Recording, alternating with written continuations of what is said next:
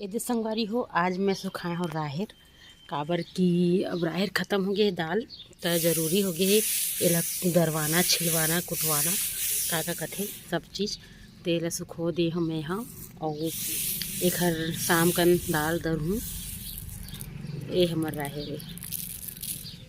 हमन एकदम प्योर छत्तीसगढ़िया हमन काबर के घर के ही ज़्यादा चीज़ ला हमन उपयोग करथन।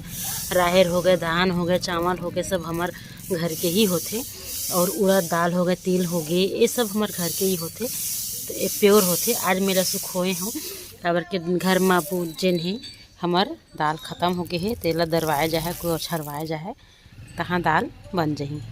यह है संगवारी हो मोर परफेक्ट लंच। एमा सब्जी भी है, सलाद भी है, दही भी है, कार्बोहाइड्रेट मतलब रोटी भी है और ये है सौटे किए हुए पनीर मतलब सब्जी है सौटे करके जिसमें सिर्फ नमक डले है और चिली ऑरिगेनो ये सब चीज़ डले हुए जो पिज्ज़ा सीजनिंग में आते काम। ये है परफेक्ट लंच और वेट लॉस करना है तो इसने परफेक्ट लंच आप मतलब करे लगी।